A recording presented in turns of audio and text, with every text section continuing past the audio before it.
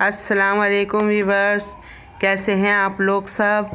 आज मैं आपके लिए बहुत ही ख़ास खशखाश की चटनी की रेसिपी लेकर आई हूँ।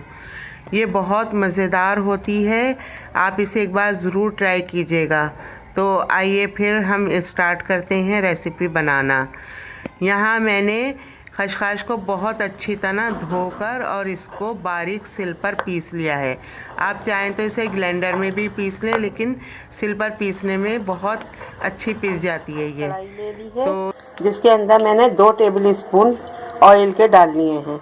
अब मेरे पास ये प्याज है, ये 3 मीडियम साइज़ की प्याज थी जिसको हमने बहुत बारीक बारीक काट लिया है ऑमलेट की तरह। वो हम इसमें डाल देंगे।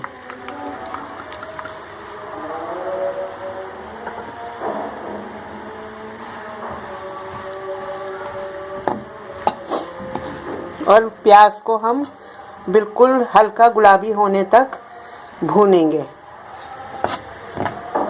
इसका कलर जब तक बिल्कुल चेंज नहीं हो जाता ट्रांसपेरेंट, तब तक हमें इसको पकाना है प्याज को। ये प्याज ने अब अपना कलर चेंज कर लिया है। अब हम इसके अंदर डाल देंगे अपने मसाले। हमारे पास मसाले जो है वो कुछ इस तरह है कि 1 टीस्पून कुटी हुई लाल मिर्चें हैं, 1 टीस्पून ज़ीरा है और 1 ही टीस्पून नमक का है। वो हम ये इसमें डाल देंगे और इसको अच्छी तरह भून लेंगे मसाले को।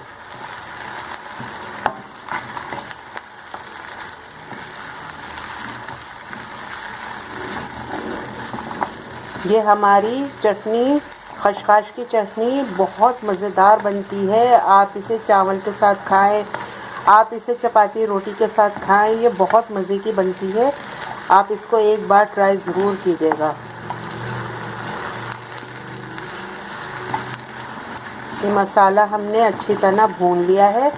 अब हम इसमें ये जो हमने खशखाश पीसी थी सिल के ऊपर, अब हम ये वो डाल देंगे इसके अंदर।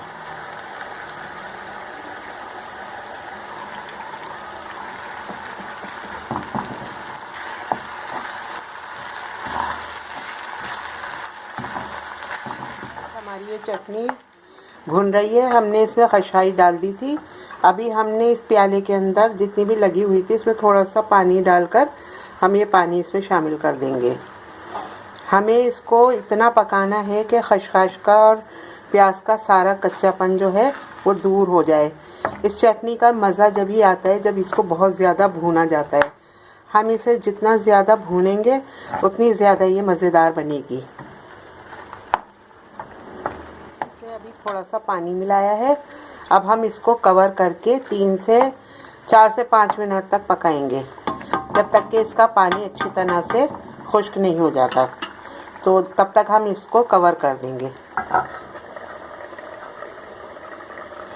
और हमने इसको पकाना है बिल्कुल लो फ्लेम पर। लो फ्लेम पर इसको पकने दें बहुत अच्छी तरह से। फिर हम मिलते हैं 5 मिनट। आइए अब हम इसको चेक कर लेते हैं कि इसे किस उसमें है। ये देखिए, ये ऑयल भी ऊपर आ गया है इसका सारा। ये देखिए, ये हमारी बहुत अच्छी तरह भुन रही है।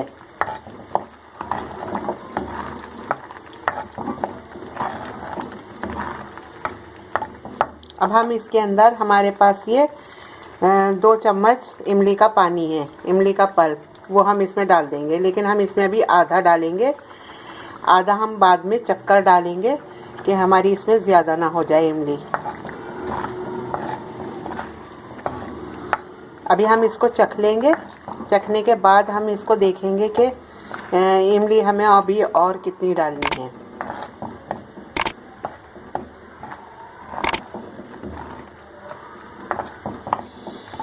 इमली के पानी के साथ अच्छी तरह से और भूनना है। इस चटनी की ख़ास बात यही है कि ये हम इसको जितना भूनेंगे ये इतनी मज़ेदार बनती है।